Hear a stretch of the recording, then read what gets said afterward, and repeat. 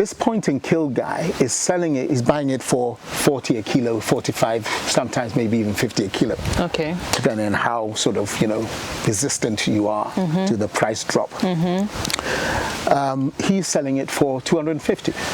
Wow. And depending on where he is, where his restaurant or whatever it is located, 300. I want some of that. I do, really. Okay. It's like, I'm doing all this work. So should I just sell it for 40, 45, 50? But he is adding value. He is adding value, which is what I need to do. Okay. Or people need to look towards doing, I think. Okay. Now, some people can't be bothered. They're quite happy selling for 40, 45, 50 a kilo and move on. Yeah, I could do that, but I don't want to. Okay. So have you found a solution to that? This is where friends come in. Okay. There's a friend who, in our conversations, he said, why don't you try this?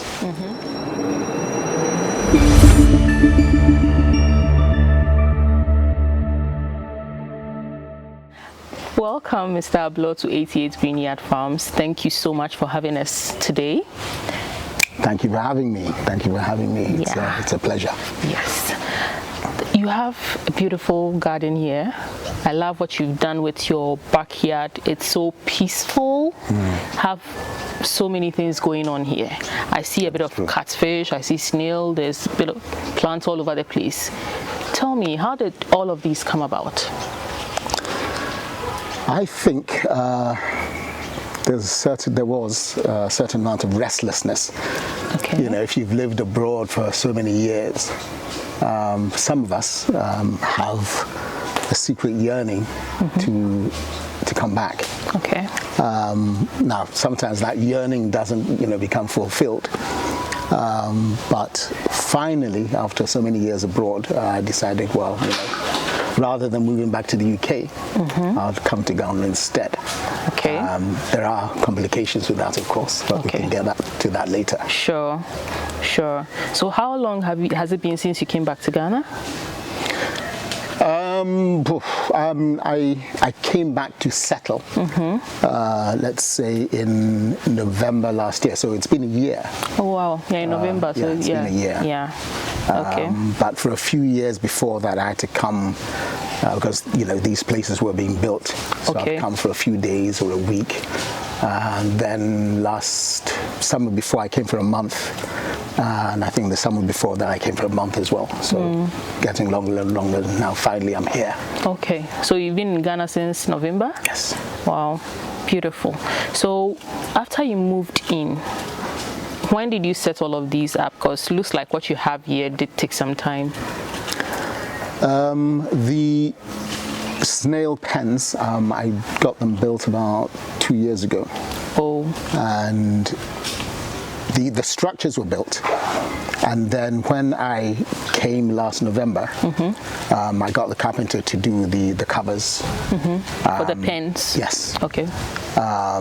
We did all the soil cooking and all that sort of thing, and then in April we got the snails out. Point of lay snails. Okay. Because the idea was they're supposed to be laying eggs as quickly as possible. Yeah.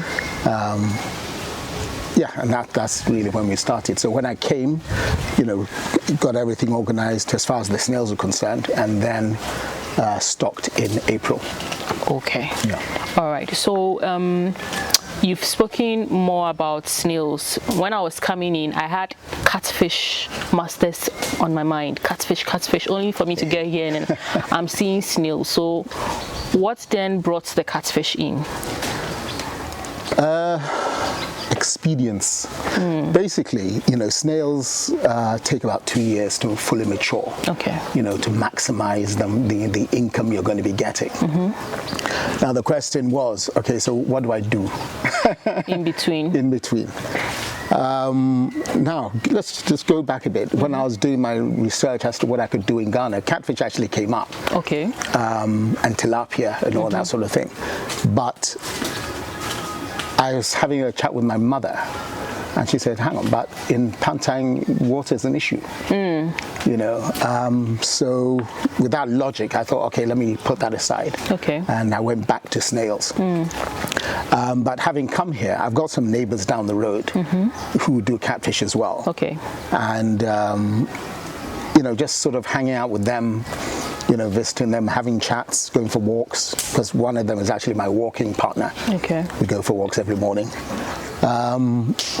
I sort of saw, one, their enthusiasm, and, you know, their operation. And to be honest, it's not that complicated.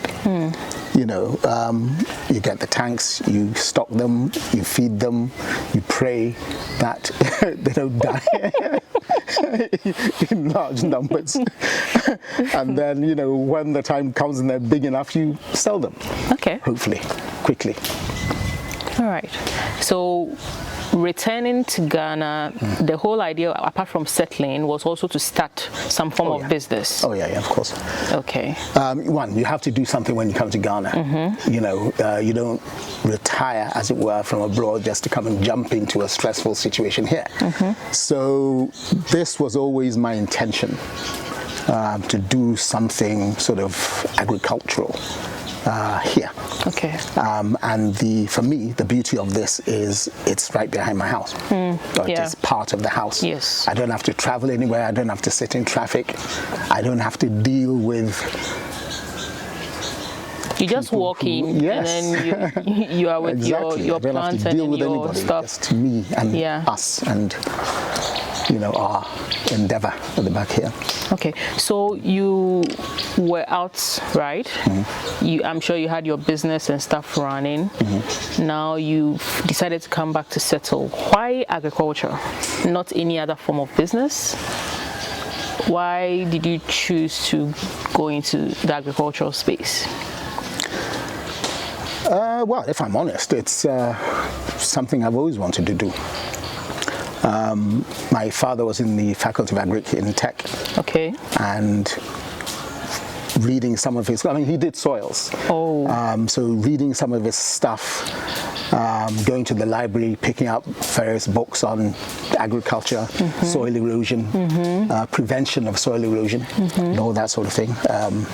And then I remember when I was at school, when I was in Prempeh, in Form 1, rather than, I don't know what people did, but I spent my time in the library. Okay. Not necessarily learning sort of, you know, add maths and all that sort of important stuff. I was reading books on animal husbandry, crop rotation, plant diseases, general agriculture and farming, because that was what I was really interested in. So I was fascinated. Where it came from, I've got no idea. But I was really fascinated, and that's what I did in the library. You know, not schoolwork. But the thing is, you know, when you go to, you know, obviously I lived in England, London. You've got a back garden, maybe. But then I worked in Turkey. And Saudi and Kuwait and, you know, Slovakia. And obviously those opportunities don't exist. I'm a foreigner at the end of the day. I was thinking about doing something in Turkey, but language and bureaucracy, and it's not really my country. I have a lot of friends there, really good people, but I'd rather do it here. It's just easier, common language, common culture. And this is home. That sort of thing. And this is home. This is home. Okay, John, so I see that from what you've said about agriculture, you've been exposed to it one way or the other right from your youthful stage, and now you've had the opportunity to execute what has been in your heart all these years, which is very good. Let's talk about your catfish business that is going on now. You mentioned that because of water issues, you thought, okay, no, I'm not going to go into catfish. But now you have a lot of ponds here. You've actually started catfish farming. Can you tell me what led you back into it? Well, as I think I mentioned before, some of my neighbors are into it in a biggish sort of way. Okay. And I saw that it wasn't a huge challenge. Now, coming to the water thing, if you look at this path here that I've had constructed, okay, I did this because the soil here is more clay. All right. So when it rains, it's all muddy. Yeah. So I got this thing done. It looks fantastic. It solidifies, the place where we're going to walk. I also did that because we tried to drill 2 boreholes. Well, we did one and it didn't work, and we did another that didn't work either. I think the guy who came to do the seismic survey or whatever it's called wasn't very good. Okay. Anyway, I started buying water because that didn't work, so I had to basically continue buying water as we do in the tanks. And during one of our walks, I said I walk with my neighbor. During one of our walks, we met a Legon professor who is actually doing catfish as well. Okay. And in our conversations over a month or so, he mentioned that he's got several boreholes. But there are issues because all his neighbors have got boreholes, and he is lucky that he has a well. Because with the boreholes, the fact that everybody else has them, the water table sometimes drops in it. You can't get enough. But he has a well, which is always full and overflowing. Oh. And so I thought, okay, so why don't I do a well?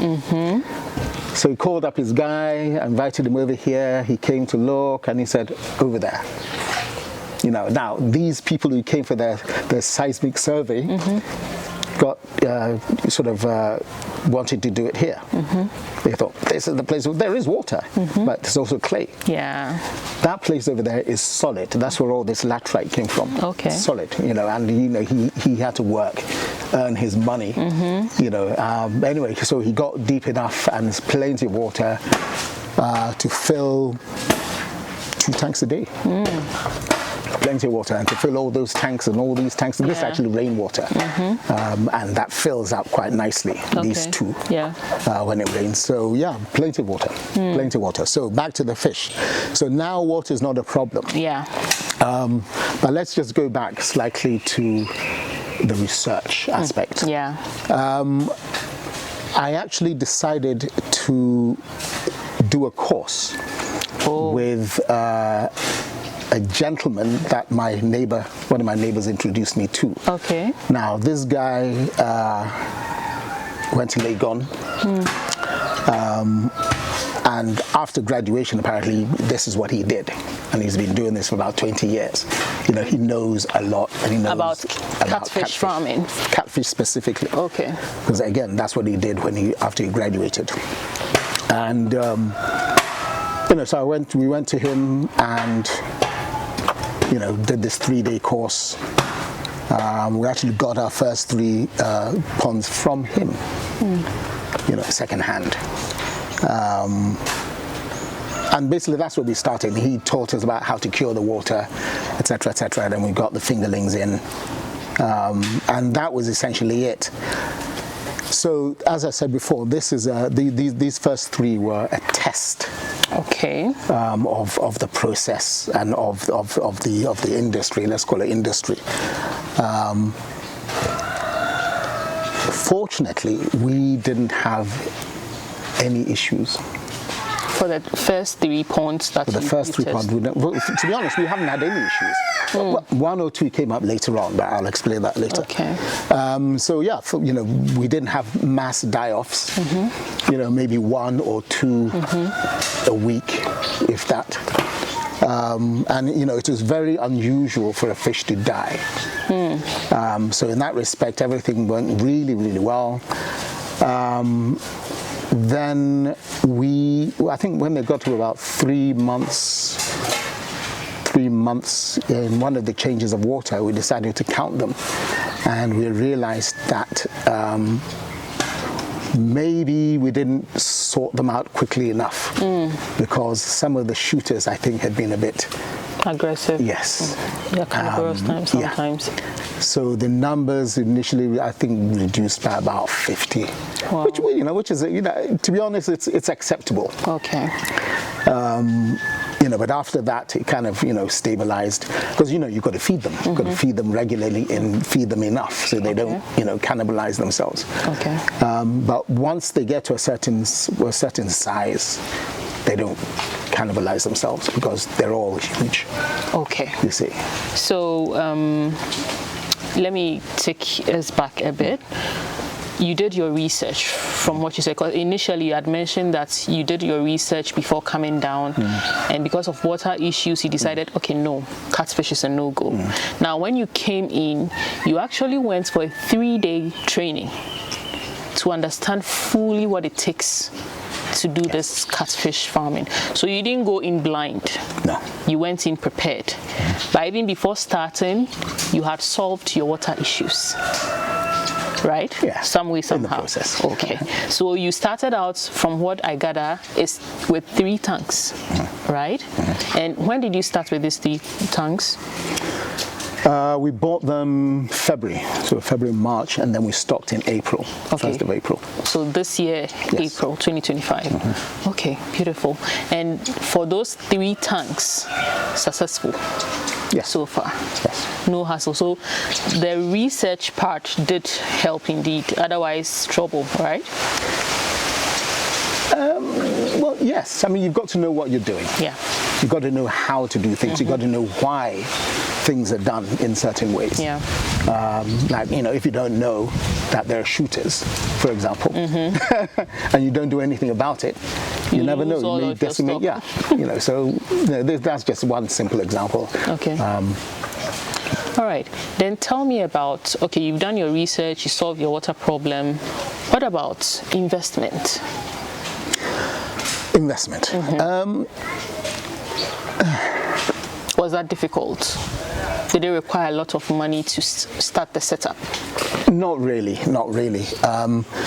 Because the guy who makes our ponds for us, I met him after this other gentleman, by the way, he gave us the course. Okay. It turns out there are 3,000 odd cities. Okay. For the metal, for the frame, and the tarpaulin. Okay. Which isn't a huge amount, but for some people, yes, of course, Yeah. it's a lot of money. It depends on the budget. Yes. But you don't come into this without some funds. Yeah. You can't really. You can start on a small scale, dig up the ground, put some tarpaulin in, what do they call earthen pond. I was going to ask you why you didn't consider that, since your soil was already clay, because people tend to like that too. I thought this was more manageable, and for me, it's tidier. I don't like mess. You can put it together and then that is it. But once you dig the earth, yes, you need to cover it in long term if you don't like it. Yeah, basically, and it gets muddy, and aesthetically, it's not very pleasing. If you want to do that, you can. I couldn't do that here, but this would be something more viable if you have some land. Sort of somewhere bigger space and all of bigger that, space and all of that sort of thing, close to a water source. And with the tarpaulin, you can always pack up and then use the space for something else. Okay, John. So you started with 3. I see you have a lot more, probably 10 more ponds around. Why did you then decide to do it in your backyard and not some other space? Because it looks like you're growing, right? I mean, honestly speaking, I think it's control. Here, I control everything that happens here. I get out of bed, have my breakfast, and I just open the gate and come. If it were somewhere else, I would have to drive to this place. I would have to hire or build, a little chamber and hall, for the worker, maybe even something for myself. And distance, time, and security are an issue for me anyway. I mean, no, it's not an issue for me. It's an issue for Ghana and lots of other places. Yeah. And if you are not there, anything can happen. You know, which is also part of the reason I came to Ghana. I came back to Ghana because I tried on a couple of occasions to do partnerships. Okay. So I could stay there and continue with my job, and they would, you know, my partners would manage the thing here. I provide the finance, they provide the management, but it never worked. Wow. So again, that's part of the reason why I've come back, and it's also part of the reason why I haven't bought some land somewhere else that I have to travel to and have less control over. So the main issue is control. Yes. And then you have access. Yes. And then there's more security. You can monitor everything that is going on. Absolutely. Okay. All right. John, so you have about 10 ponds. Correct me if I'm wrong. Yes, 10 ponds, I have right? 10 ponds now. So if you were running at full capacity, how many fishes would that be? Would you have in those 10 ponds? Well, these ponds are generally, that one is 10 by 10, 10 feet by 10. This is 10 by 12. Okay. But all the rest are 10 by 12, apart from that one, obviously. Okay. And they can accommodate 1,000. At full capacity? At full capacity, 1,000. Wow. So that's around 10,000? If you are running at full capacity? Yes. That's a lot. It is enough, yes. But I wouldn't recommend it myself. You know, to basically, you don't want to overpopulate each, you know, the ponds. It leads to high mortality and all sorts of other, you know, disease issues and all this sort of thing.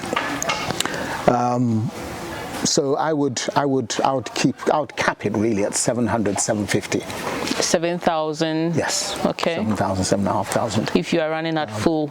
Okay. Yes. Okay. And I think that's a manageable number. You know, again, if you sort of, you know, stagger the purchases through the months. Okay. So every time you have fishes for sale. Something to go here. But currently, these 10 ponds, do you have them? I noticed some of them were empty. It means you are not running at full capacity. How many do you have running now?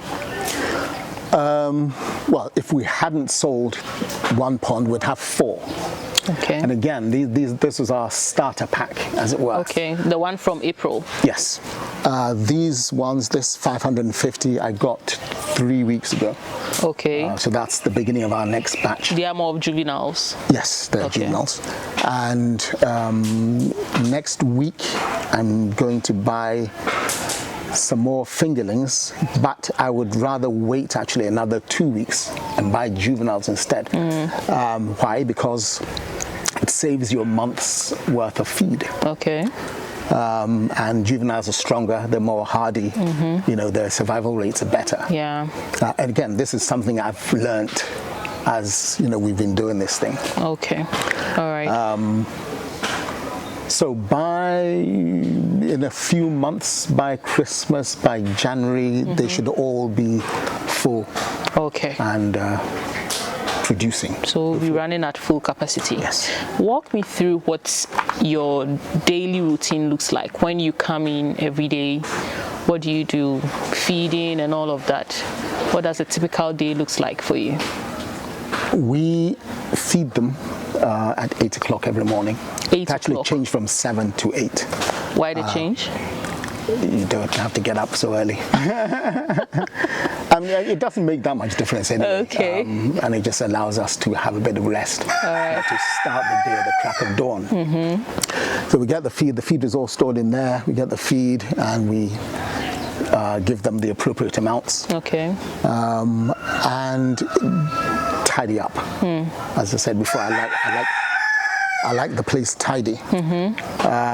Apart from that, there's not much to do. Okay, we clean out the residue feed from the snails. We give them water. And that's it. That's all we have to do. And then in the evening at 6, so just before it gets dark, we feed them again. Okay. That's it. So essentially, unless we're changing water, we have nothing to do. Okay. How often do you change the water? once a week. However, when they first come in as fingerlings or as juveniles, you don't really need to change the water because they're not polluting it that quickly. It's only when they get, bigger that obviously the pollution opportunities expand. Okay, so that means you are not using probiotics in there? At this moment, I'm not using any probiotics, but I was using the blue pond over there as my test pond, and I think the results were quite good. How often were you changing water for that? For that, in fact, when we first put in the probiotics, for the first 2 months, we didn't change the water. 2 months? 2 months. But then you start, again, as they're growing bigger, you start noticing the smell. It's not green anymore, it's brown. So you've got to do something. Okay. So how the water smells and the color are indicators, and also if the fish are hanging. But they're coming up for air, staying up for air, not coming up for air and then going back down. So if they're hanging persistently in numbers, because you can see them all around the edges, so it's like they're gasping for air, it's time. It's time to change. Not enough oxygen in the water. Okay. And it's not a complicated process now. We don't have a gutter here, so we had to be creative. I bought this pipe, 300 meters worth. Okay. I took it right down to the factory at the bottom. Okay. So every time I wanted to change the water, one of us would have to lug it all the way down, and then connect it all up. But the other day, I have a new employee. And she is going to help with this, and it would have been really difficult for her to lug this thing down if, for example, Ebenezer is not here. So I had some laborers dig a trench. Okay, all the way down. So almost 300 meters. And then so we bury this pipe, and this is the upper end. So we just connect it to this. And then the water goes. Yeah, put a reducer on that thing and then open the valve. Okay. So one of the challenges with urban catfish farming is the water changing, right? A lot of times people have issues with the water smelling in a residential area and all of that. If you've tried the probiotics method and you could go for 2 months without changing, why not still replicate that? Why are you still doing the 10 days, 1 week water change system? Because even though there is a difference in size and weight, I didn't think it was necessary to carry on. Partly because when you change the water, the sand at the bottom itself is dirty, and when you harvest,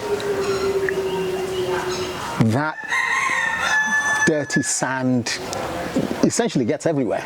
It was a tough job getting rid of it, cleaning up the pond, and any residue. So I decided it wasn't necessary to use it anymore. Okay. But it works. It works. But not to the extent where some people say, oh, you don't have to change the water at all. No, it doesn't work that way. Okay. If the water is polluted, the water is polluted, you've got to change. Otherwise, official stuff, they start hanging. Okay. But a lot of times too, what people complain about is the water is expensive to change. But in your case, is it because you have the well, it's easier? It is. And rainwater. Okay, you harvest rainwater too. Okay. Okay, so for you prefer the water change. That's easier for you. Yes. Okay. If you have plenty of water, to be honest, there's no need to use probiotics. If you've got plenty of water. I have a friend, his fish farm is next to a river source. Oh, okay. So he doesn't need that. Yes. Okay. The urban setting, it would be, and water is scarce or difficult to get or expensive. Yes, of course, that makes sense.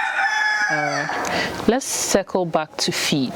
I mean, we were talking about feed and then water came into the conversation. You said you feed them morning and then evening.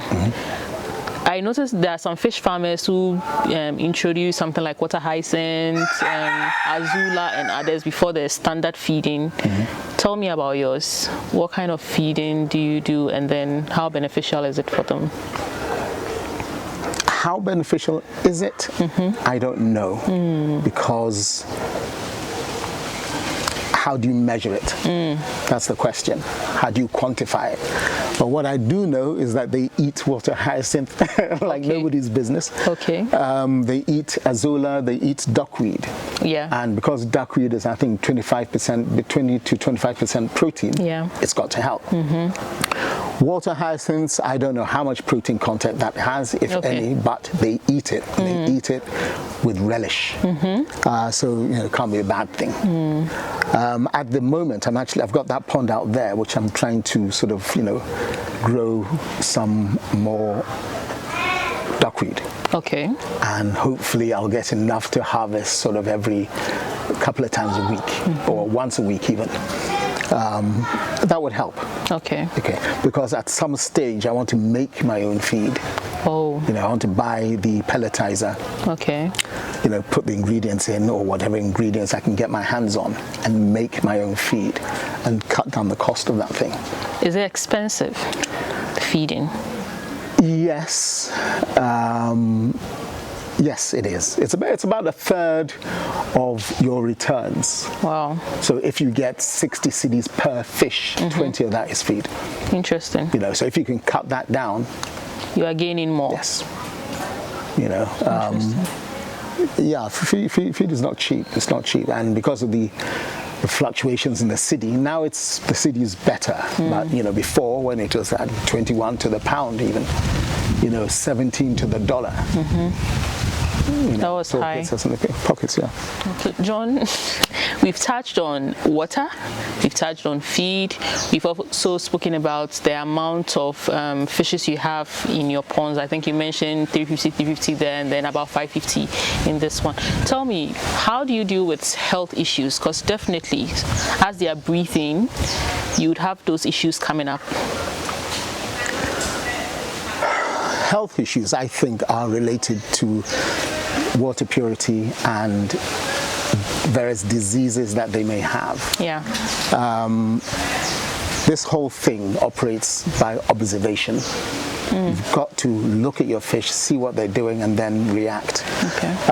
One of the things that you may notice is some skin discoloration. Okay. Which means there's some sort of, fungal issue going on. Now you can treat this with chemicals, which I wouldn't myself encourage, because we're trying to do things organically here. Or you can use something natural, like bitter leaf there.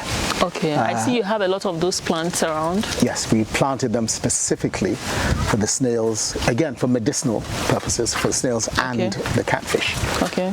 So what we do is, if you notice these things, you can blend some leaves, until it's liquid, and then you pour it into the tank. Just pour it into the tank. Just pour it into the tank. Oh. Over time, because it's their environment, they drink it.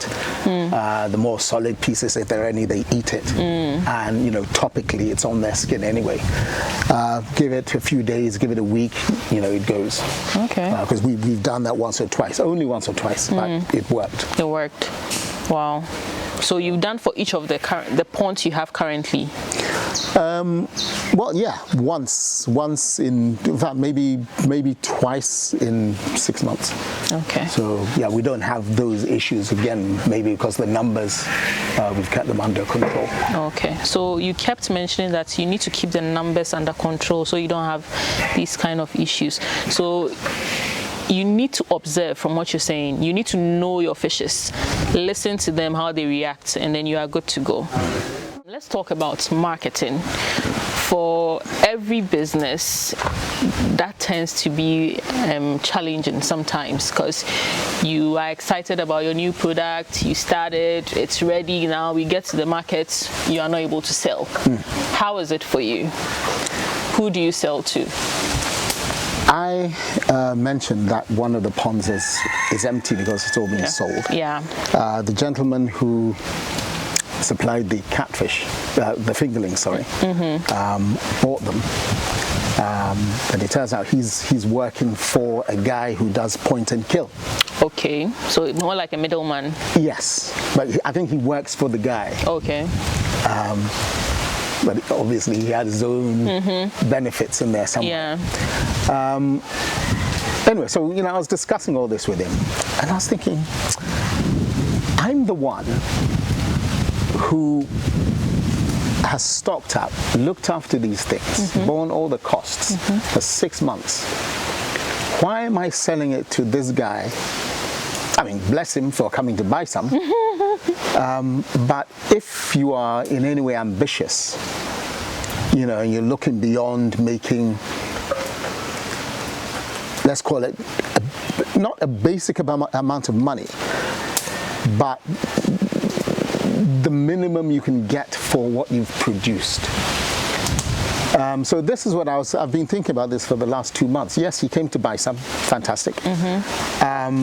But I think long term, it's not even long term, medium term, it's not the direction I want to go. Okay. This point and kill guy is selling it, is buying it for 40 a kilo, 45, sometimes maybe even 50 a kilo. Okay. Depending on how sort of, resistant you are to the price drop. He's selling it for 250. Wow. And depending on where he is, where his restaurant or whatever it is located, 300. I want some of that. I do, really. Okay. It's like, I'm doing all this work. So should I just sell it for 40, 45, 50? But he is adding value. He is adding value, which is what I need to do. Okay. Or people need to look towards doing, I think. Okay. Now, some people can't be bothered. They're quite happy selling for 40, 45, 50 a kilo and move on. Yeah, I could do that, but I don't want to. Okay. So have you found a solution to that? This is where friends come in. Okay. There's a friend who, in our conversations, he said, why don't you try this? This. Oh, okay. Catfish masters. And I thought, wow, why not? It's cooking the stuff and selling it to the general public. So the point and kill guy is selling to the general public. I would like to do some of that because that's where you maximize the amount of money you're going to get, which is why I've held on to these last 2 ponds. Okay, so you've not sold them out yet? I haven't sold them out yet. So what I and another friend are doing is we're building an outlet. Okay. Where we're going to produce, we're going to cook the food and sell to the general public. Okay, so you are going to add extra value. Extra value, exactly. And then, yes. But some people do smoking. Some people do smoking, which is where the expansion comes in. Okay. So this 7,000, obviously we're not going to cook them all. We can't because it's a large volume. So more than half of that is going to be smoked. Now, people talk about export. Okay. No, sorry. Let's just go back to smoking. There's a large market for smoking. In fact, that's really how we eat it in Ghana. Yes. You put it in soup. You smoke it, you put it in soup. You dry, you put it in soup. Yeah. And people talk about export, but just some basic reading I've been doing over the last few weeks. From what I read in one particular article, the European Union has banned or limited, let me say limited rather than banned, the importation of catfish, smoked and dried catfish. Okay. Because the hygiene aspect, mold, by the time it gets there, sometimes it's moldy, sometimes there are maggots and all this sort of. So they've limited the importation. Okay. The only other option that is free at this moment is if you carry yourself, what they call, what do they call it? Suitcase, whatever, exports, where you're allowed up to 20 kilos. Okay. So if you're going on holiday, you take 20 kilos with you. It's not really something that you can base an export business on. It's not enough. You know, because 20 kilos at 25 pounds a kilo is it's what, 500? You know, yet for some people, yes, of course, that's, you know, maybe some good money, it pays for your flight, etc., etc., etc. But that is a gap that one can be creative around and find a solution on, right? Yes. That's with the export part. Yes. But locally, is the market big to make a lot of profit on? Yes, very, very good question. The market is big. We eat catfish in Ghana in quantity. Especially for soup. Any restaurant that you go to will have catfish with whatever soup you want. The problem is, people talk about the market. Where is it? It doesn't come to you. No. You have to go to those restaurants and go talk to them, get them to, you know, persuade them to, you know, to buy your product. Yeah. And that's not easy. You know, none of this is easy, despite what they say on YouTube. Oh, you can make $1 million. You can do this. You can do that. You know, it's all whatever. I don't know. But yes, you've got to go out there and go get it. Now, I have a cousin who owns a restaurant, so I'm going to be offloading some to him when he's ready. He's just got to rejig his menu. Okay. But I think my focus is this. Okay. This thing that I call Catfish. Catfish Masters. I see you've already started marketing and branding yourself. Tell me about it. This all over the place. Well, the idea actually started with my neighbor. Okay. But as a partnership, we haven't quite got things down. So anyway, it's still there, a work in progress. Okay. But the idea here is, I'll talk about me. Have mastered the production of the fish. Okay. And now, because I've done some tests on this product, and the reaction has, without any reservation, been wow. Nice. I mean, wow. Nice. Which is very, very pleasing, very pleasing. So now it's time to test it on the road. Market. Yes. And then sort of roll it out. Okay. And to be honest, I'm quite excited. It answers the questions about marketing and the market that I've been asking for a good few months now. Okay. That it also means that, you know, I may not get much sleep. Do you want to Which make is not money? a problem. I do. I didn't, you know, come here to be playing games and to be pretending to be an agriculturalist. This is business. You know, so yeah. You know, it's a new me, by the way. Okay. So what should we be expecting from Catfish Masters, and when would this rollout begin? Originally, I wanted to, in fact, I should have started in September. But I said one thing led to another, and things have been delayed because we've got to iron a few things out. Okay. You know, this is, you know, in the realms of business, things have got to be clear. So once they're ironed out, if they're ironed out, then I shall roll it out. Okay. We or I should roll it out. Okay. But the process has already started. The outlet has already started being constructed. Okay. So yes, when that's ready, I want to do. Look, I mean, this is Ghana. Christmas is a huge period for business. Yeah. It may not be ready by then. Oh. If it is, I will have to start and then pause because we were talking about family earlier on. I have to go to the UK to spend Christmas and New Year with family, and then to restart when I come back. Okay. Yes, but I hope, if all goes to plan, I hope to start end of November, beginning of December, even if it's just for the first 3 weeks. At least to offload what's the matured catfish before you leave. Exactly. Okay. So we are talking about the markets, right? From you getting your fingerlings, you said you prefer the juveniles, right? So they are matured. Let's do a scenario. Say we are talking about 100 cedis, right? 100 worth of fish, or maybe 100 fishes, right? What's the cost involved in that, and then what is the margin one can expect through that cycle? All right, so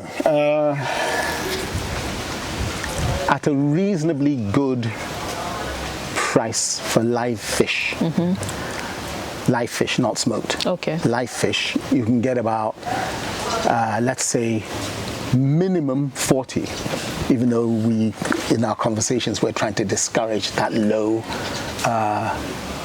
price. So better 45 and 50, but let's just say 40 cedis a kilo. Okay. And most of these fish are 1.5 kilos. Okay, so let's say one fish is 60 cedis. Okay. So that's 100 is what? 6,000, yes? Yeah. Out of that 6,000, 2,000 will be for feed. You're left with 4. You're left with 4. Now, I'm excluding the cost of the tanks and all that, because that's fixed capital. You only do it once. So 2,000 of that 6,000 is feed. You get the 4, which isn't bad, depending on what it is you want. Okay. Yeah, what you want to achieve, what your vision is. But that 100 fish, not fishes, that 100 fish that you sell for 6,000, you can sell for 16,000. This is the value adding aspect of it. That's when you add the value. Yes, that's this. But when you are selling them at the live cost, that is the 40. 40, minimum 40 a kilo. And if they're 1.5 kilos, which most of these are, you know. However, you talked about smoking before. The ideal size for smoked fish, I understand, and from all my research and talking to people, is actually 800 grams. Okay. You know, it's the size is enough to put on in a bowl of soup. You see, these ones you have to cut up and all that sort of stuff. Anyway, so 800 grams. So 800 grams you can do in 3 months. Okay. Maybe even 4 months, which saves you another 2 months worth of feed. Okay.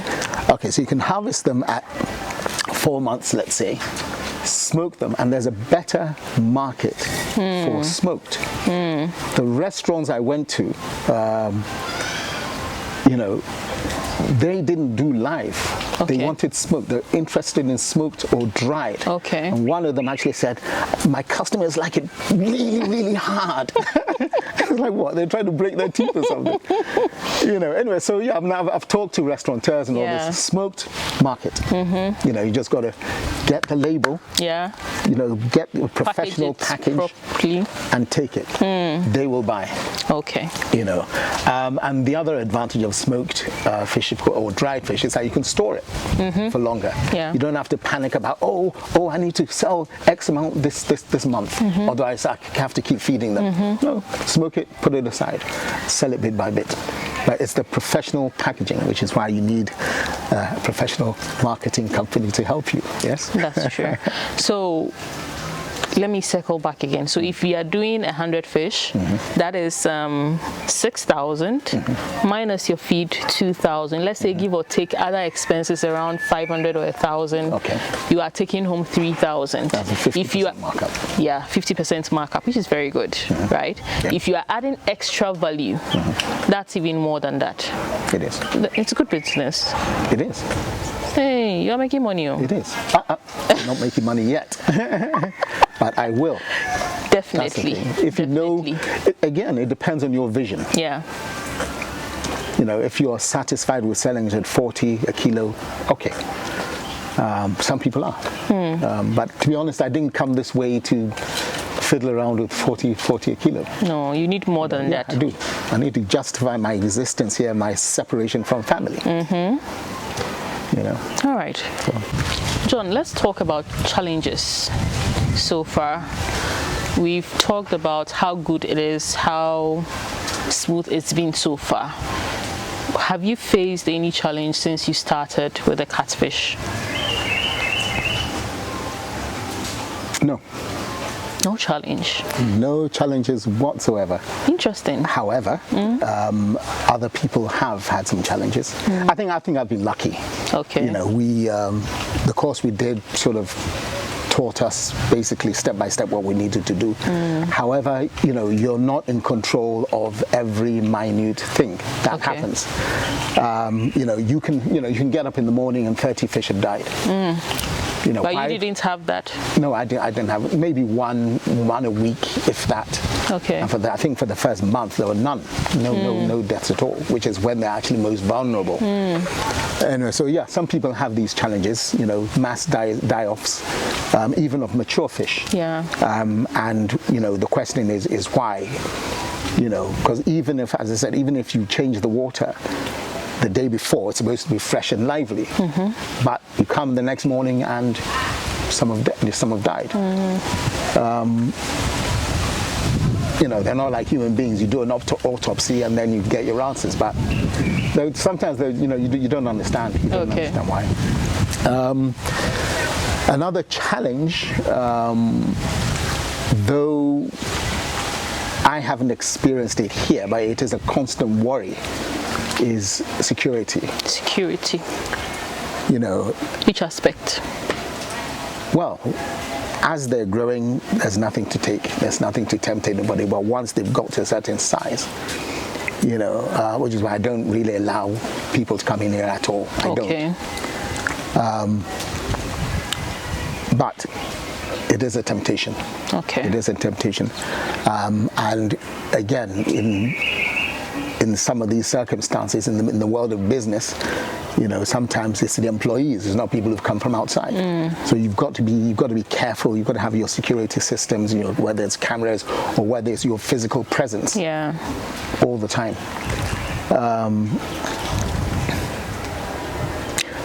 Another challenge, I think, is who to trust. Trust issues. Is it in terms of your labor, those you work with? No, people in general. Okay. People in general. What I've experienced, not just found out, experienced is, some people talk well. They give you glowing pictures. They talk all the positives, and you find out later on that they're actually the ones who have been cheating you in some way. I had this really, this experience, and because I'm actually quite a positive person, I didn't let it affect me too much. Okay. However, it is a very valuable lesson that I learned. Okay. Get second, third. Don't worry about offending somebody. Let them know you're going to check out. You're going to do more research. You're going to get second and third opinions. Okay. Because at the end of the day, it's your business. Yes, it's your money. Yeah, it's your money, and they just want to suck into your pipeline, as it were. So yeah, trust is a big issue for me. The security. Yeah. Shooters is a challenge as well. Shooters. Now, you've mentioned it quite a bit. Yes. What are shooters? Shooters are, well, the word is self-explanatory. Fish that grow larger than their friends. Okay. They all come in the same size, but before you know it, one is, for example, 200 grams, while the rest are only 50 grams. Okay. That 200-gram fish will eat the 50 grams for lunch. So even if you feed them well, they're still there. How do you sort them out? How do you sort them out? You drain the pond. Wow. You drain it, get rid of the water, and then you fish them out. You select all the big ones, you separate them, you put them in another pond. This one here, this pond here, this is my cured water reservoir, that I like to call it, has got some fish that we sorted out because they were shooters. Wow. And if you see them now, they're really huge. About this big. I'd like to see them. Oh, huge. We have to drain it. I'm not going to do that. That's my reservoir. So yeah, I mean, you've got to do that, and we didn't in the first 2 months. Oh. So by the time we thought, okay, we need to count them now, they had done the damage. 50 had gone, 60 had gone, and that was from one particular pond. That yellow pond actually, nothing happened. Oh. We got. In fact, we emptied it the other day, and there were 430. Wow. It's like, how is that possible? You know, so I don't know. So at what point are you able to, or do you need to check to be able to identify these shooters? Because you went for 2 months before realizing that you had that problem. You know, even at the pre-fingerling stage, when they're born and they're growing, even when they're this big, some are bigger than others. Okay. Even at that stage, you've got to separate them. Oh wow. Even at that stage, you've got to separate them. So when they get to fingerlings and, you know, juveniles, well, fingerlings especially, you've got to sort out the ones that have grown. These, I've been looking at them every day. Oh. And there are some that I've noticed have begun to grow quite large. Okay. So I need to drain this water and select them. But I don't want to use a whole new pond, for example, that one there, and put 20 of them in. Because you can't put another 500 in to those ones with 20. You've got to keep them separate. So, but you can add them to the reservoir, or they are not that big. Yeah, I mean, these are like this. Oh. Those are like this. You know, so no, you can't. You can't. They'll be eaten alive. So essentially, I need to get,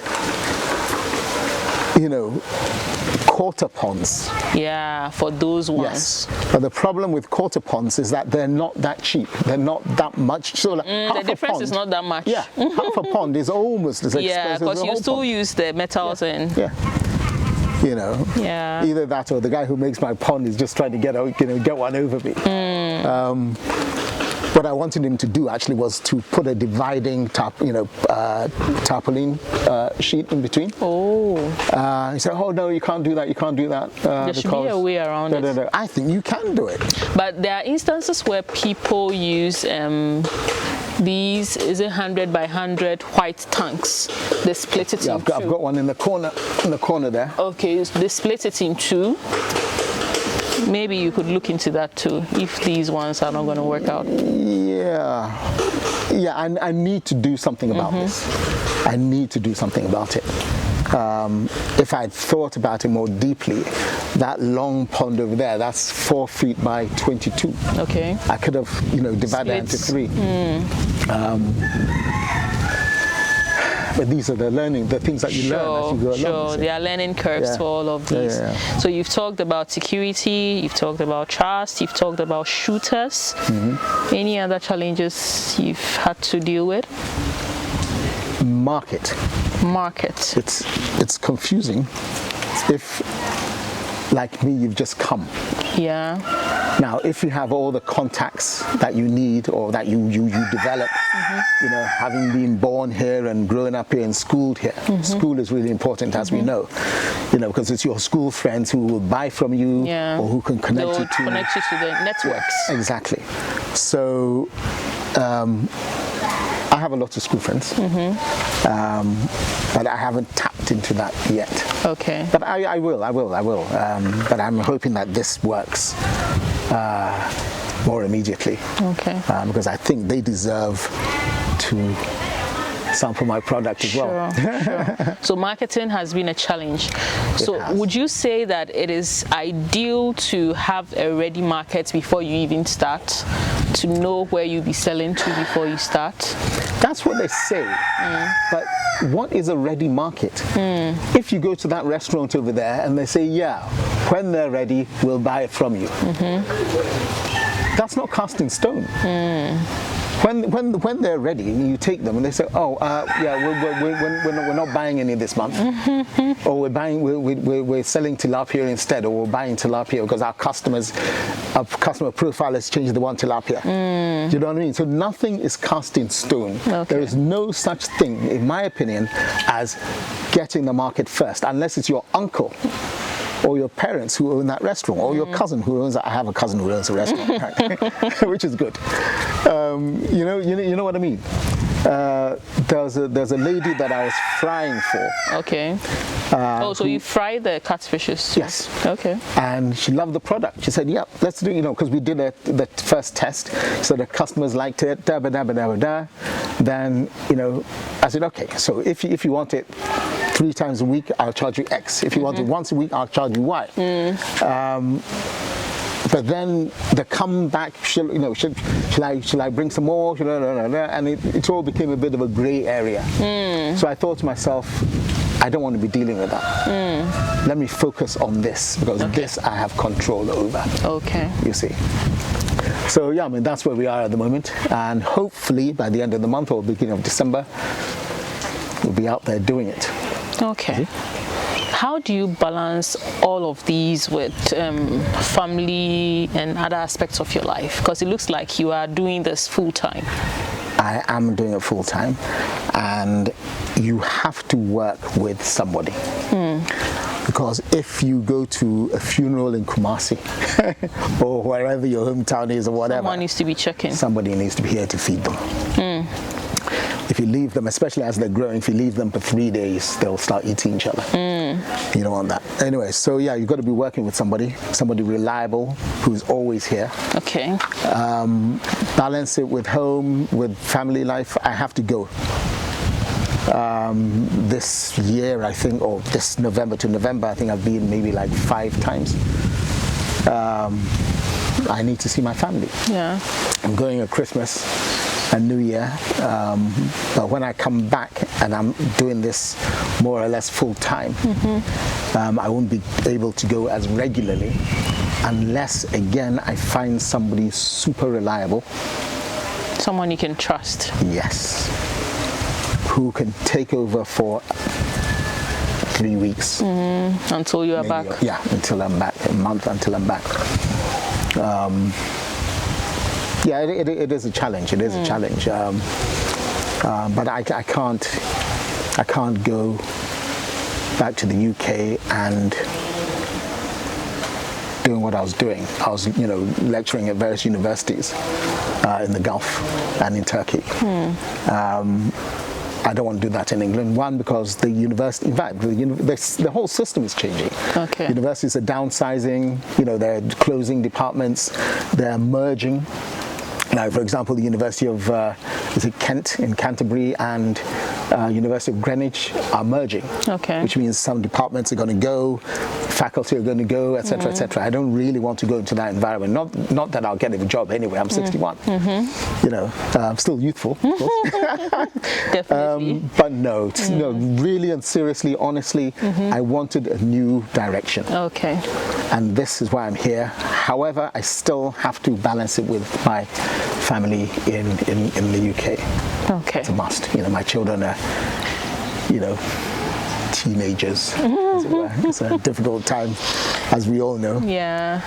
I think my teenage years were quite good. We're at school. And in those days, you didn't mess around at school being a teacher. I'm a teenager, so I can do what I like, see what I like. Really? No, there were no issues. Okay, so with these challenges that you've mentioned, definitely it's not going to stop you from what you're doing. No. You're going to push through. No. Unless this is a total and abject failure. It doesn't look like. It's not. Because it started with 3, we're at 10. It's not going to be. We even have space for more. I have space for more, but I don't want to overcrowd. Yeah, you mentioned that. Yeah, I need to grow this natural stuff for the snails as well. And I want to do as much of it here. In fact, I'm going to use these ponds. I'm going to have sort of grow beds, not quite aquaponics. Okay. I'm going to put grow beds there. I'm going to use this water to water it, just to give me some extra space to grow, whether it's tomatoes or other things. Okay, so I just love the whole idea of having this in your backyard. And you started with 3 ponds. We are at 10. We're at 10. Our snails are also cooking small on the other side. What's the future? What's the future plan for? The future plan is to manage this as it is, rather than buying more and more and more and more ponds, because the well though there's plenty of water, it can do 2 ponds a day. Oh. So there's not a sort of inexhaustible supply. And to be honest, I don't want to expand sort of too exponentially. Okay. 10 ponds, I think, is well enough. Yeah. If you tap into that right market, whether it's smoking or whether it's cooking or whether it's selling live or whatever, whether it's export or whatever, it's enough. It's enough to take care of all that. Hopefully by that time the snails too will be sort of doing, their wonderful stuff. And I have markets for that already. Oh, you have markets for the yes. snails? It's a friend who sells food. He's got some greenhouses, and so that's his business. And he, in his deliveries to customers, he knows what his customers want. Okay. And snails are popular. The snails are being unfair to the catfish. No, it's all hand in hand with the stuff that I'm growing. Okay. Most of this is snail feed, but again, I said the bitter leaf is for medicinal purposes. The moringa, and these are all moringa. Okay. That we've planted in the last few days. So hopefully in a month or two they'll be growing. So yeah, we can, and especially if I get my pelletizing, I can put it all in. One-stop shop. With the duckweed. So, John, someone may be in your shoes or maybe wearing your shoes, like in the sense that they are outside, they're looking to come home to start something at home, right? I mean, John has come, he started something and it's working out. What would you want to say to someone like that who is thinking of, okay, coming back home, I want to do something back at home? A word of advice. I would say, don't come. Wow, I wasn't expecting that. Let me explain. Okay. Unless you have a job to come to, okay, or no, unless you've got a job to come to, you'll need savings. Okay. You'll need savings that, in my opinion, would last you 2 years if you're not doing anything but sleeping all day. Because you need that buffer. Okay. To keep going. Okay. If I didn't have my little savings, I probably wouldn't be able to do most of this at this pace. Okay. I'll probably do 2. And then sort of try and grow organically that way. And Ghana's not cheap. No. Ghana's not cheap at all. It's not cheap. The feed and all this sort of thing, even filling your car out with petrol, none of that is cheap. And you've got to be able to fund that regardless of anything else you want to do. So if you have sufficient savings, and I'll say 2 years savings, and if you've got your own house, if you've got to rent, then maybe 5 years savings. Okay. But if you've got your own house, 2 years savings, come. But you've got to have a plan. You've got to have a plan, and you've got to be where your gig is. You can't be absent. You cannot. There'll be nothing to come back to. You can say to yourself, let me go to Ghana next month to check on my business. You go there, there's nothing left. It's ashes. Literally ashes. Because everybody wants to dip into your pocket. And they see you as easy pickings. You've got some, so why can't I have some too? Okay, so you didn't do this in just a year. It's taken you years to finally get to this point, right? So such a person is thinking of, I want to start something back home, because like you said, this is home, right? Would you say the person should come and explore and take some years before packing up their savings, whether 2 years or 5 years before coming? What worked for you in this case? Even with yours, I'm sure still there were some pitfalls here and there, right?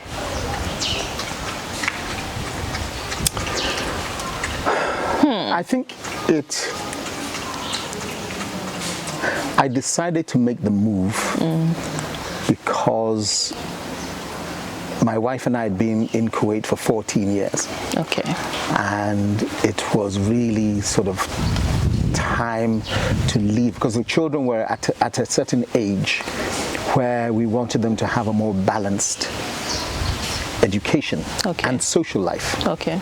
Not necessarily better, but more balanced in the UK as opposed to where we were.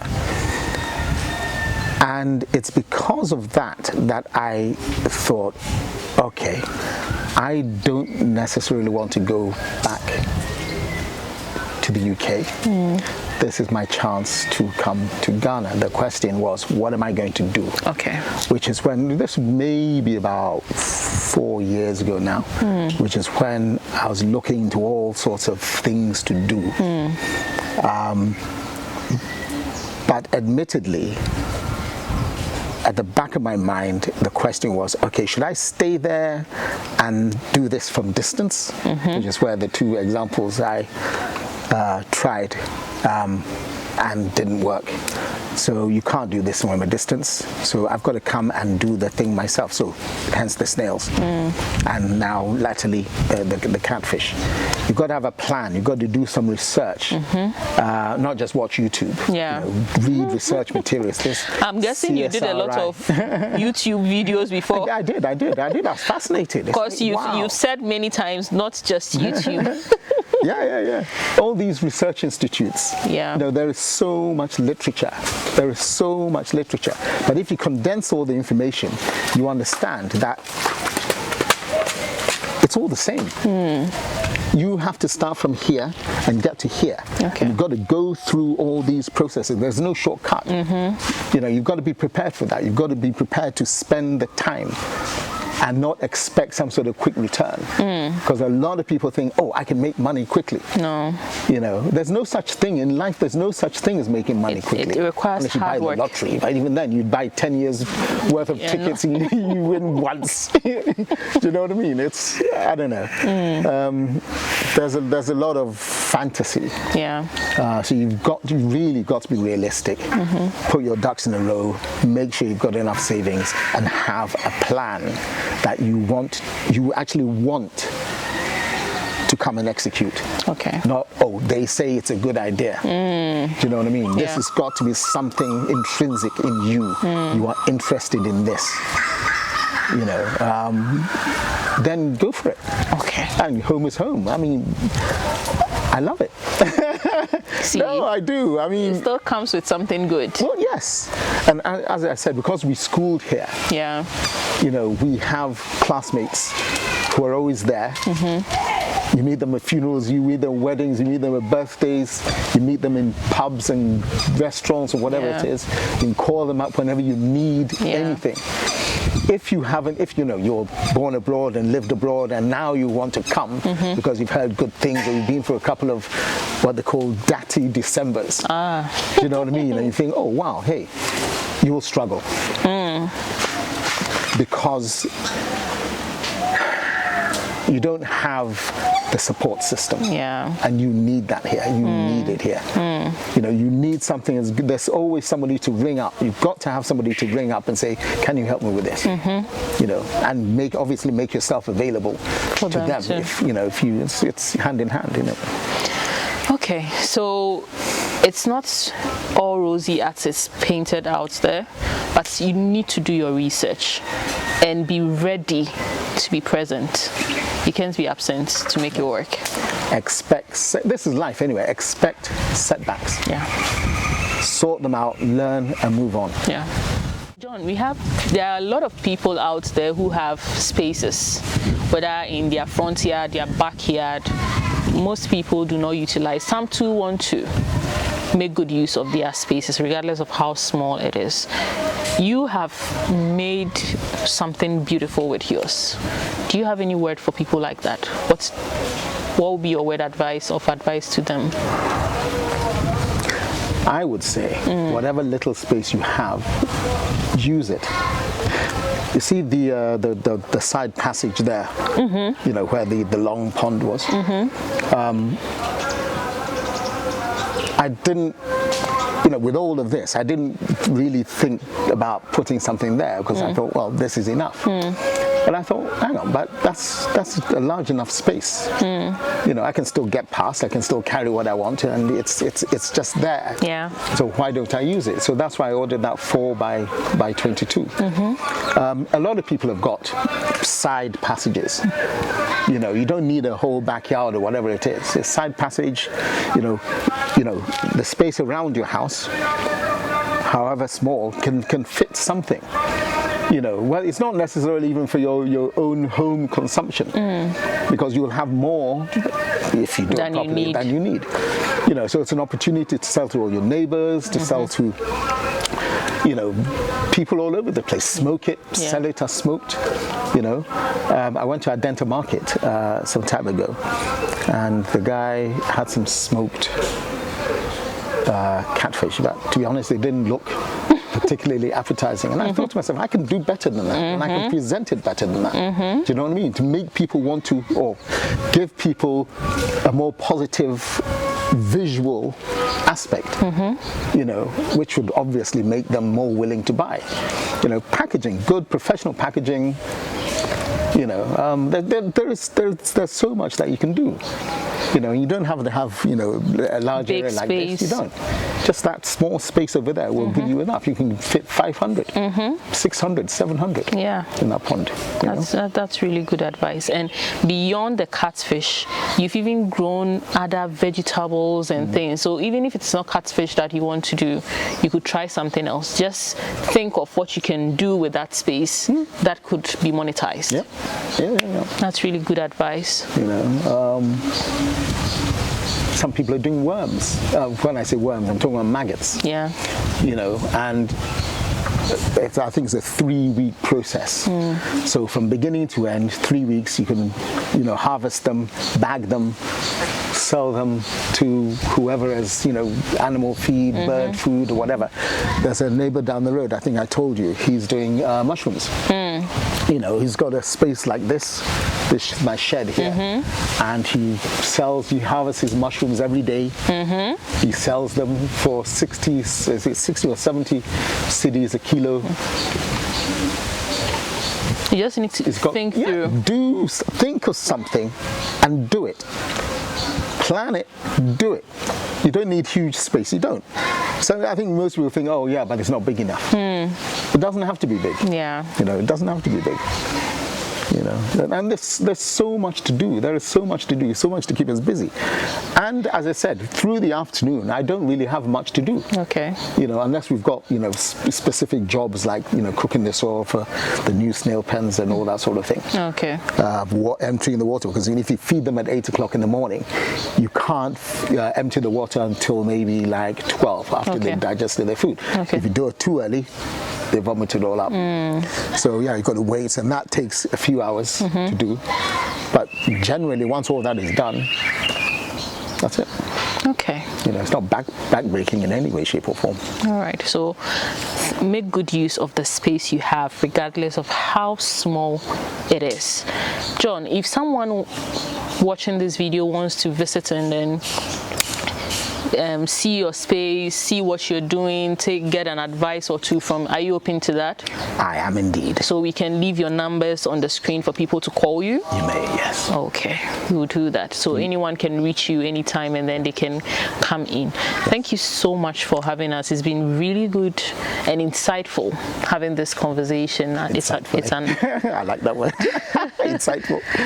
It's an eye-opener. You're welcome, and thank you for taking the time to come and interview me. Yeah. Little old me in Pantai. All right. Oh, marvelous stuff. It's a wrap. Indeed. We've had a wonderful discussion this afternoon about what I'm doing here, and we finished everything now. But before we go, I'd like to send a quick message to my wife and kids in the UK, in London, in Sidcup actually. Thank you, Dennis, for all your support. Because without you, really, I wouldn't be here on my own doing what I'm doing. I'd like to thank the children as well, because, you know, they seem genuinely happy and not stressful. They're not giving too much stress to you or me, because when we talk on the phone and on WhatsApp and video and all this, it's fantastic. I really love it. And so thank you for all your support, and keep on doing what you're doing. It's good.